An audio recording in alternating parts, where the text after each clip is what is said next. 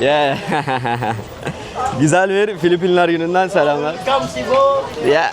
Thank you. Nice to meet you. What's your name? Muniba. Moniba. My name is Berk. Nice to meet you, Moniba. Nice to meet you. Thank you very much. Welcome Philippines. Thank you. See you. Güzel bir film. Güzel başlamıyordu. Bir şekilde güzel başladı. Şimdi ben buradan Bohol adasına gitmek için Cebu'nun... Hello Philippines. Oh. Harika. Hello. Thank you very much. Bye bye. See you. Süperler, canlılar. Cebu limanına geldim şu anda. Arkadaşlar buradan Bohol adasına gideceğiz. Fakat burada şöyle bir şey yaşadım. Şöyle size bir etrafı da göstermek istiyorum. Bakın yoğunluğa bakar mısınız? Siz de geldiğiniz zaman mutlaka Ticketing Office şuradan alabilirsiniz biletinizi. Beni şurada birkaç tane arkadaş kıstırdı. Ya yorgunluk var, hava müthiş sıcak. Kanıma da az daha giriyorlardı işte. Başka gemi yok, gemi artık bitti vesaire vesaire gibi cümleler kurmaya başladılar bana işte. Yarın anca bilet alabilirsin. Tam böyle gidiyordum o tarafa hani yanlarına. Ne kadar dedim bilet fiyatı?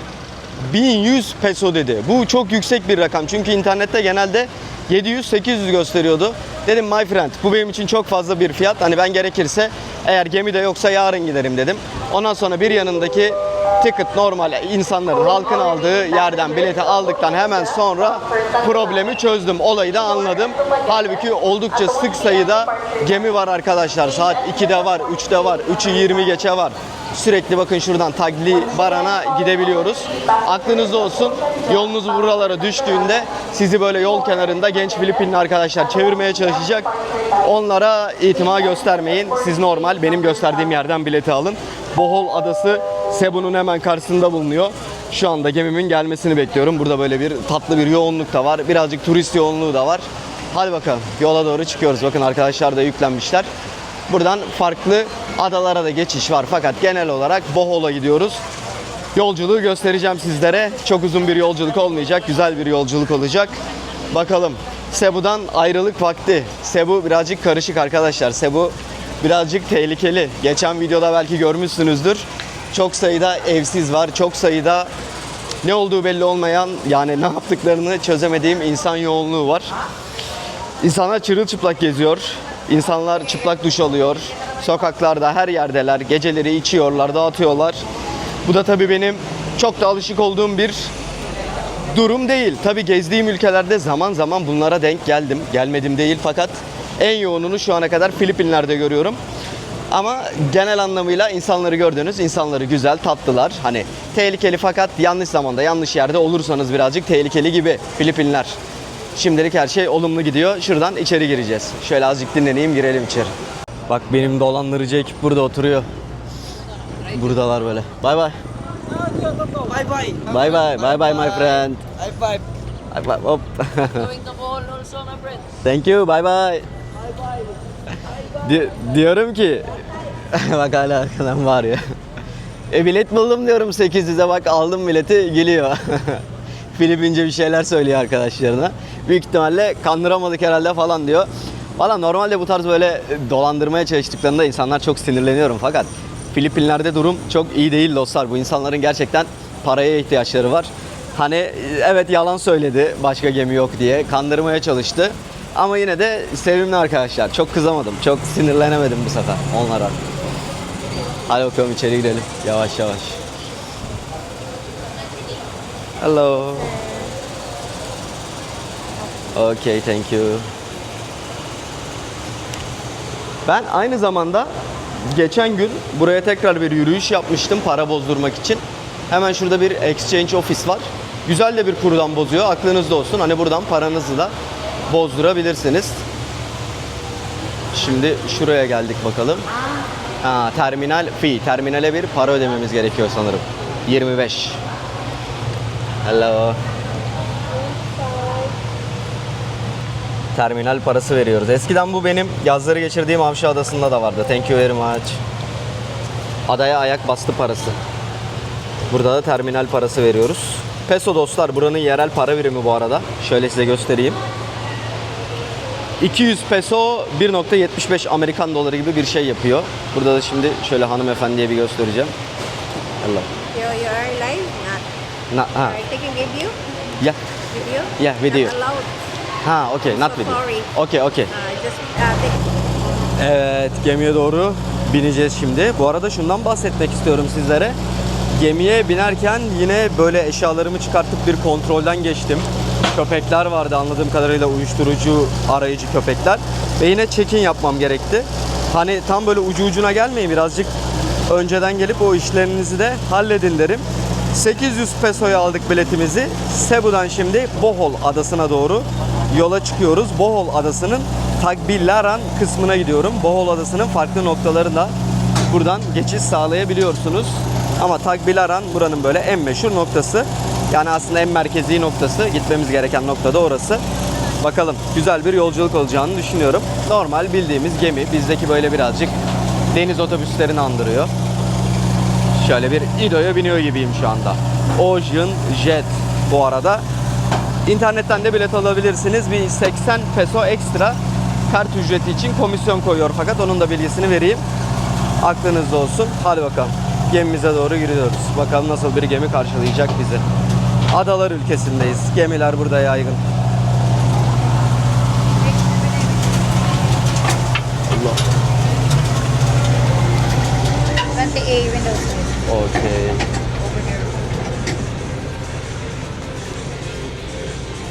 Aa, 20A burası arkadaşlar. Şurası benim yerim. Güzel. Güzel bir gemi. Fena değil. Şöyle hemen etrafı da size döndürmek istiyorum. Yolculuk başlıyor.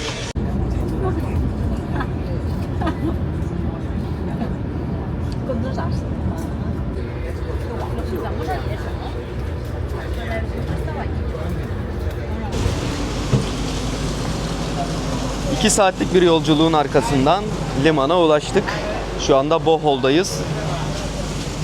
Hava güzel. Denize bakalım. Deniz güzel gözükmüyor mu? Henüz limandayız. Limanda normaldir. Burada aynı zamanda çok güzel plajlara da gideceğiz. Tabii ki de burası bir ada. Yazlık ada. Cebu da bir adaydı, fakat Cebu artık bir adalıktan çıkmış, çok daha büyük böyle bir şehir. Yani ben böyle Cebu'nun beni merkezine alsanız, koysanız asla ada olduğu aklıma gelmez. Hani bir ada şehri olduğu aklıma gelmez. Fakat dostlar, Filipinler'de 1761 tane ada mevcut. Burası adalar ülkesi.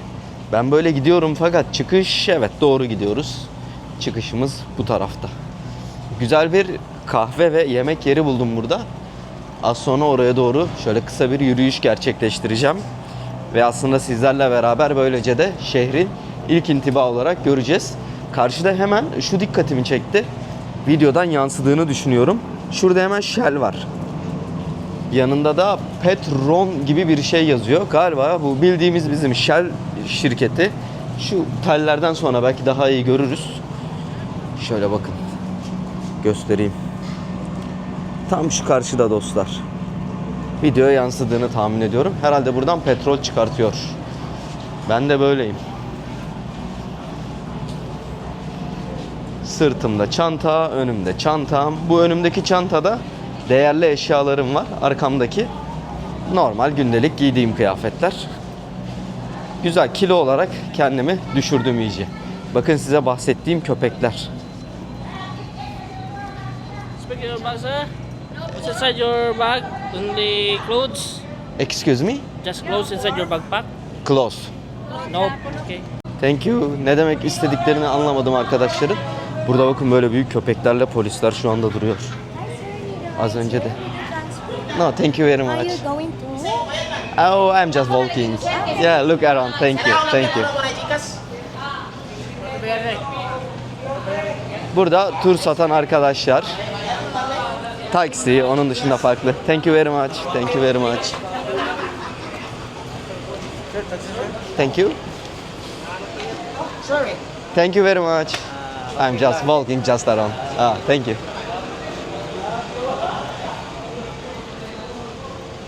Dünyanın her yerinde var bu.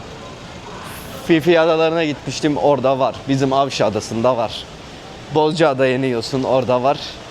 Filipinler'in bu adasında dahi işte karşımıza çıktı. Limandan çıktım. Şöyle bizi meşhur yüzen evler karşıladı. Filipinler aynı zamanda tabii ki de bir deprem bölgesi. Burada sık sık hatta böyle haberlerde hep duyarız. Filipinler'de çok büyük bir deprem yaşandı diye. Yine volkan patlamaları da olabiliyor. Thank you. Hello. Thank you. Yeah, this coffee is near. Okay, thank you. No, thank you. Bu tarz böyle tuktuklar var burada. Tuktuklarla yine aslında Tayland'dan alışığız zaten bu tuktuklara. Hello. Bunları kullanabiliyoruz. Cebu'dan daha sessiz, daha sakin bir ada izlenimi ilk intiba olarak. Böyle biraz daha yazlık havası var buraların şu anda. Güzel ve daha yeşillik bir ada. Şimdi kendime burada bir tane kafe buldum. Bir kafeye gideceğim. Şöyle bir bakacağım, kendime kalacak bir yerler ayarlayacağım. Belki bir şeyler de yeriz. Ondan sonra da birazcık böyle şehri keşfederiz sizlerle beraber. Kaldığım yeri sizlere gösteririm.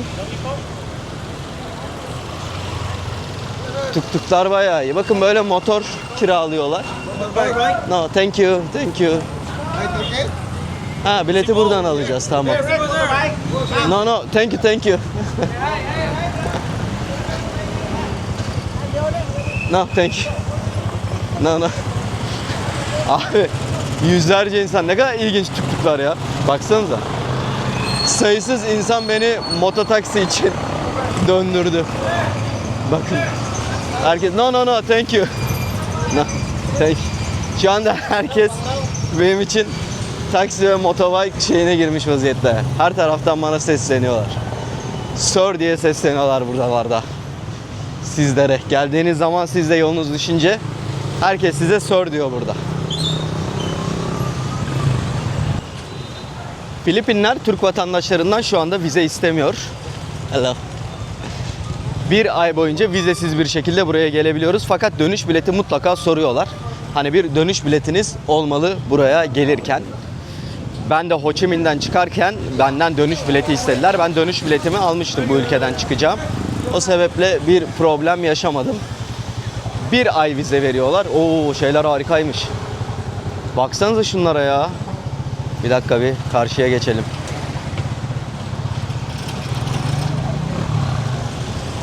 Wow. Hava güzel, sıcak ama. Şu da geçsin de. Karşıda Filipinlerin basketbol galiba takımlarının kıyafetlerini gördüm. Baksanıza, güzelmiş. Ne kadarmış bir soralım mı? Allah. Hello.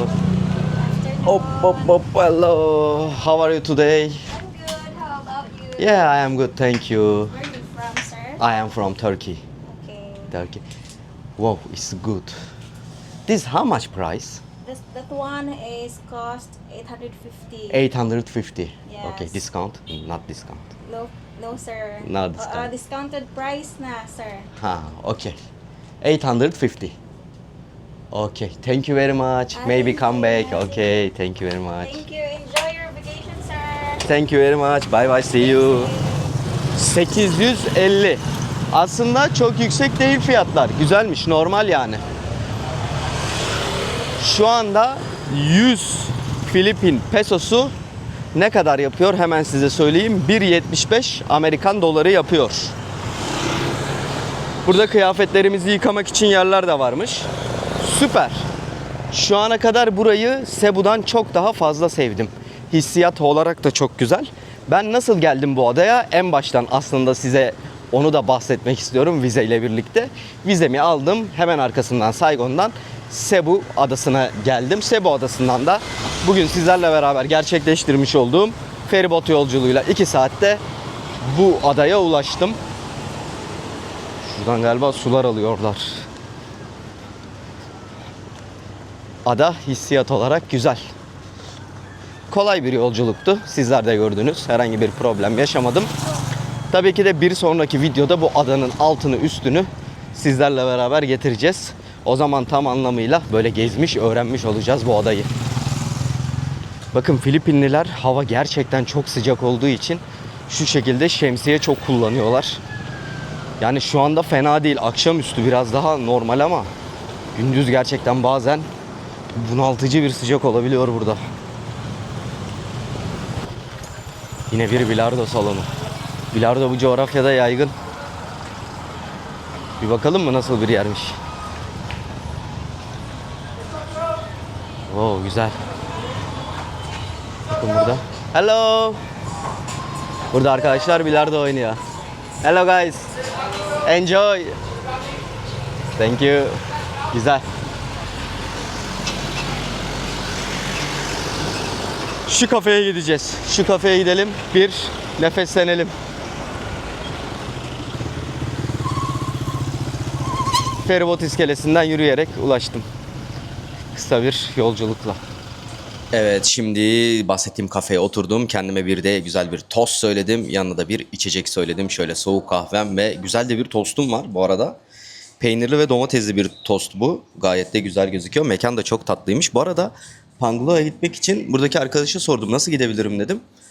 Hani var mıdır otobüs, tuk vesaire? Benim dedi babam dedi driver, sürücü. Onu arıyor şu anda. Benim için onunla görüşüyor. Dedim fakat ne kadar? Hani fiyatını da tabii bir öğrenelim. Çok yüksek bir meblağ çıkmasın. Çünkü Grab'de şu anda 420 pesolardan bahsediyorlar. Maalesef dostlar, Filipinler'de ulaşım ucuz değil. Filipinler'de ulaşım pahalı. Mesela az önce bindiğimiz feribota da 550 TL vermek durumunda kaldım ve adalar arasında da geçiş yapmak istersek yine maalesef ki uçak kullanmak durumunda kalıyoruz. Yani feribotları da kullanabiliriz, karayolu falan, ama 36 saatler 48 saatlerden bahsediyorlar. Bu da zaman anlamında çok mümkün değil. Eminim ki sizler de çok uzun süre ayırmayacaksınızdır Filipinlere. Yani zaten maksimum bir ay ayırabiliyoruz. Biz bunun her ada değişiminde işte 36-48 saatini yola ayırırsak bunun bir de yorgunluğu mümkün değil. Yani Filipinler seyahati düşünüyorsanız benim ilk intiba olarak anladığım fiyatlar yüksek. Tabii ki adalardan oluşuyor. Ada lojistik de buralara bir şeyler geliyor. Onların da etkisi var fiyatların yüksek olmasında. Ya bunu birazcık göz önünde bulundurun buraya gelmeden önce. Çok mu absürt mu yüksek değil. Ama diğer gezdiğimiz coğrafyalara göre hem daha zor ulaşım hem de biraz daha fiyatlar yükseliyor. Yani bir Tayland'da bir Vietnam'la pek kıyaslanmayacak seviyelerde şu anda buralar. Şöyle bir tost aldım. Bu tostu gördünüz. Görmüş olduğunuz tosta şu anda 255 peso vereceğim. Yanındaki kahvede 155 peso. Toplamda 400 peso gibi bir şey yapıyor. Yani aslında yine 6,5-7 dolarları buldu bu kahve ve tostumuz. Bakalım arkadaşımız konuştu benim için. It's okay? 400. Yeah, it's okay. Okay, thank you very much. Evet, 400 normal. Söylediğim gibi Grab'de zaten 420-430 diyordu. 400 bine 400 pesoya buradan ulaşmak istediğim yere ulaşacağız. Şimdi bir kendisine otelimin yerini göstereyim de direkt otelin oraya götürsün beni. Ekstra bir daha uğraşmayalım. Evet, Filipinler'de ilk tuk deneyimimize başlamış bulunuyoruz şu anda. Arkadaşımızın babası geldi. Şöyle Filipinli gençler de burada, bakın. Hop, kıyafetlerini giymişler. Okul kıyafetleri olduğunu tahmin ediyorum şu anda. Yola çıktık bakalım. Güzel oldu ya. Beyefendinin numarasını da aldım. Ne olur ne olmaz diye, hani bir ihtiyaç halinde kendisine ulaşmak adına. En azından buradan dönerken hani en zor ihtimalde, en kötü ihtimalde hiç kimseyi bulamazsam beyefendiyi ararım. Beyefendi bana yardımcı olur diye tahmin ediyorum. Şöyle isterseniz, dilerseniz birazcık sokakları, caddeleri göstereyim size. Gençler şu anda üniversiteden çıkmış. Cebu'da da görmüştüm. Burada da onu fark ettim. Hani gençler okula gidiyorlar. Okulu seviyorlar. Yani eğitim anlamında benim anladığım kadarıyla, gözlemlerime dayanarak söylüyorum, önem veriyorlar. Zaten hepsinin İngilizcesi de şıkır şıkır. Çok güzel konuşuyorlar. Harika bir telaffuzları var. Süper valla. Hani genç nesil bomba gibi geliyor Filipinler'de. Ben öyle anladım. Motosiklet kullanımı yaygın buralarda da, diğer Güneydoğu Asya ülkelerinde olduğu gibi. Fakat özellikle buralarda bu tuk-tuklar çok kullanılıyor. Aslında jipper'lar varmış ya. Böyle 50'ye 100'e sizi o adaya götürüyorlarmış da. İşte bulmak lazım, bilmek lazım. Birazcık bir yere yeni gelince ister istemez arkadaşlar şey oluyor. Hani biraz fazla ödüyorsunuz ya. Maalesef bilmek gerekiyor veya böyle buraları bilen biri gerekiyor. Ben o konuda Vietnam'da çok şanslıydım. Hostele indim. Ertesi gün sabahta Ahmet abiyle tanıştık. Ya Ahmet abi aylardır orada. Müjdat abi yine o da aylarını Vietnam'da harcamış. Hepsi biliyorlardı. Hepsi beni çok güzel bir şekilde yönlendirdiler. Aslında şu anda bu videolarda ben de sizleri yönlendirmeye çalışıyorum. Sizlere tüm deneyimlerimi aktarmaya çalışıyorum. Videoyu buraya kadar izlediyseniz o sebeple beğenmeyi, abone olmayı ve yorum yapmayı unutmazsanız bana ücretsiz bir biçimde böyle destek verebilirsiniz. Mutlu olurum. Destekleriniz, yorumlarınız benim için önemli. Hello. Tabii ki de tuk-tuk'un da güzel yanı işte böyle geziyoruz, görüyoruz. Şu anda adada ne oluyor, ne bitiyor gözlemliyoruz, anlamaya çalışıyoruz.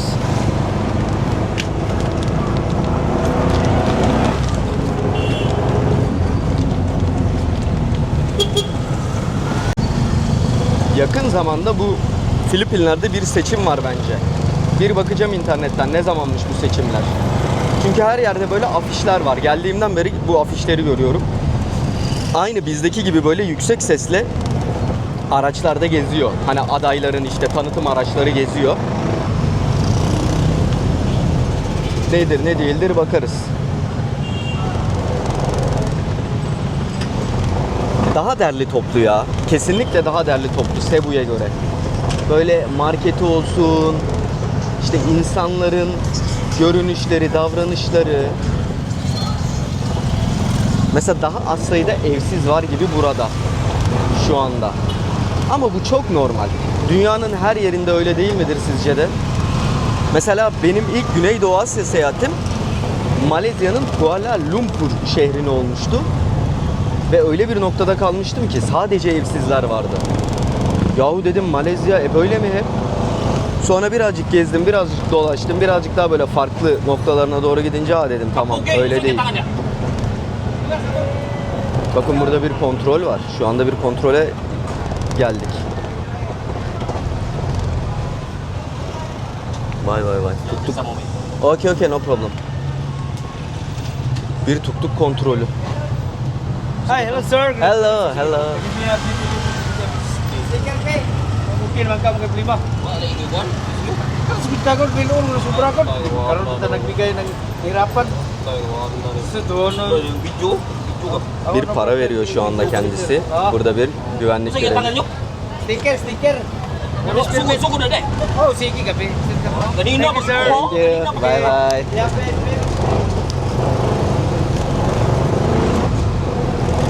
Vallahi arada bir para alışverişi oldu ama McDonald's, Filipinliler McDonald's'a bayılıyorlar her yerde. Jollibee buranın meşhur McDonald's ve Burger King'i diyebiliriz yerel.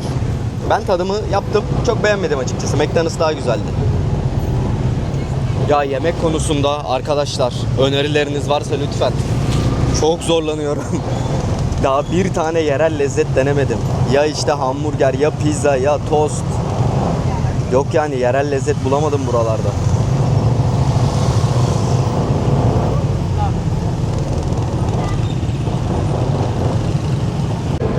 Karşı adaya doğru geçiş sağlıyoruz şu anda. İşte ya şunlardan bakın bulmak lazımdı. Karşıdakilerden. Onlar çok uygun fiyata götürüyorlar. Neyse. Yol yorgunluğu yapacak bir şey yok. Bir seferlik böyle olsun. Bunun da tadına varmış olalım. Buraya kadar gelip de 3 tekerlekli tuk-tuklara binmedik demeyiz. Her şeyin bir güzelliği var. Her şeyin bir tadı var.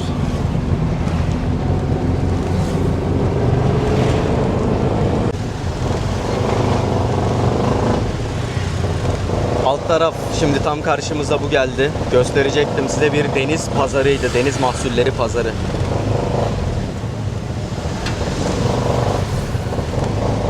İnsanlar bu şekilde yolculuk yapıyor Filipinler'de.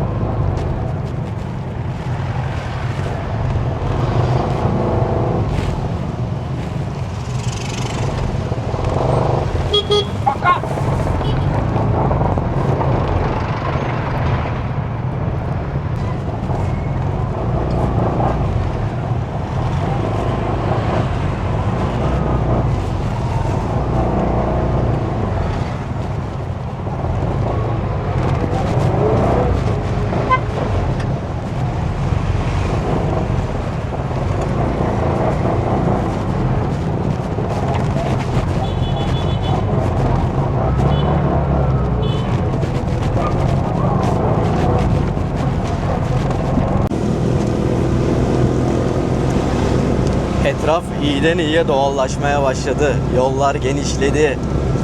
Tam bir yazlık havasına girdik şu anda burada. Güzel ya, aradığımız Filipinler bu işte. Ağaçlar, yeşillikler, doğal ortam.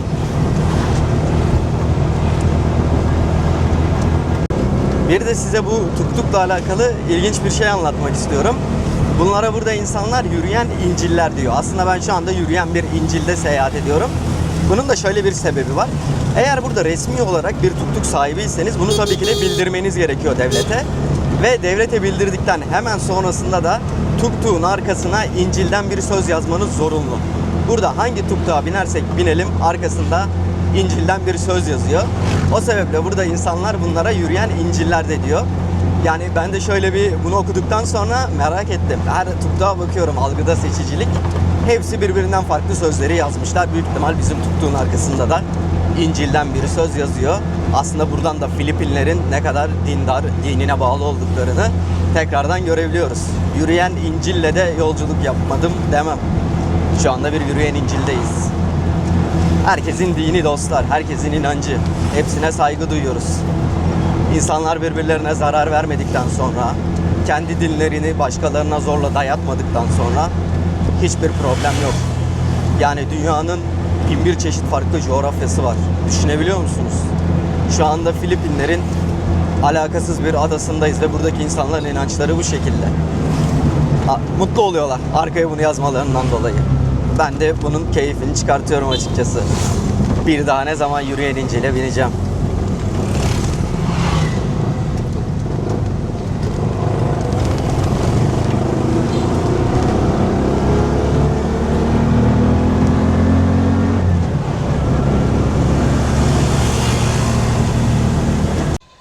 Konaklayacağım yere geldim. Şöyle bir yatağım var. Harika gözüküyor. Nevresimler falan tertemiz bu arada. Şöyle bir cibinlik de var. Hani bir sinek vesaireye karşı. Şurada bir vantilatörümüz var. Çok güzel. Güzel bir odaymış ya, baksanıza. Doğal böyle. Rahat. Relax. En güzeli de tabii ki de kapıdan çıktıktan sonra. Şöyle bakın, kapıdan çıkıyoruz şimdi. Güzel dolaplarımız da var. Şöyle bir doğal atmosfere geldik.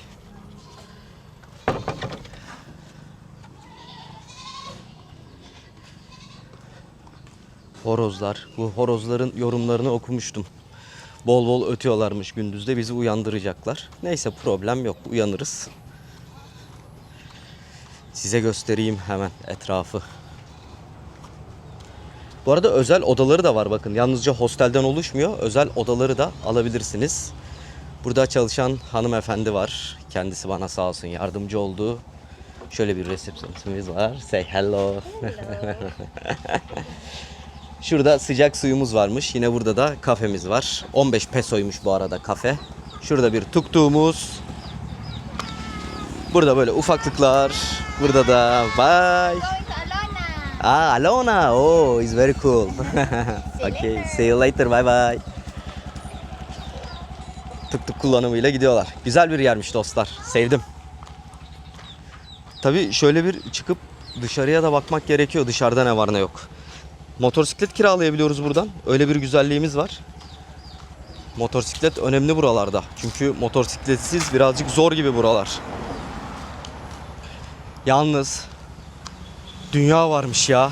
Cebu'dan sonra dünya varmış. Oh be, şu güzelliğe bakın arkadaşlar. Şu doğallığa bakın. Böyle yollara çıktık bakın. Adımı atar atmaz doğal bir ortamdayız şu anda. Harika. Karşımızda bir İtalyan food restoranı var fakat kapalı şu anda ya. Şansa bak. Açık olsaydı. Şurada bir şeyler var. Az ileride bir 7-Eleven gördüm. 7-Eleven vardı.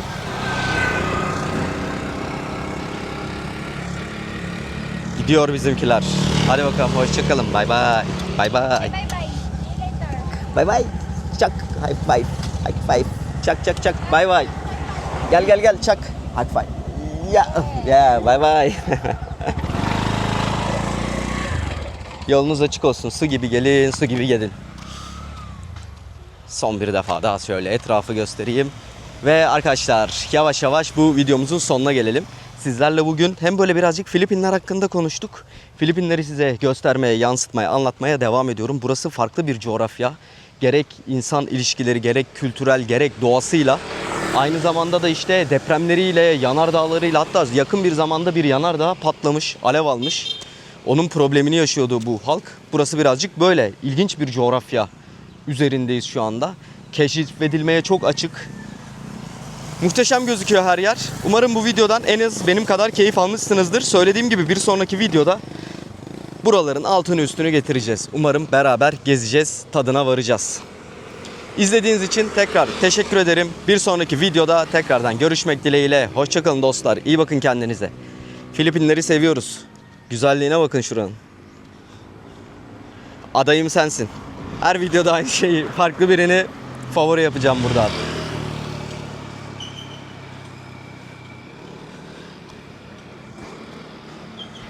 Güzel bir aile geliyor karşıdan.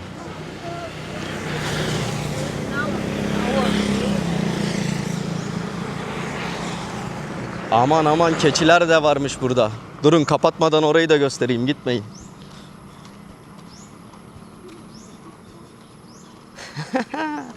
Yavruya bak.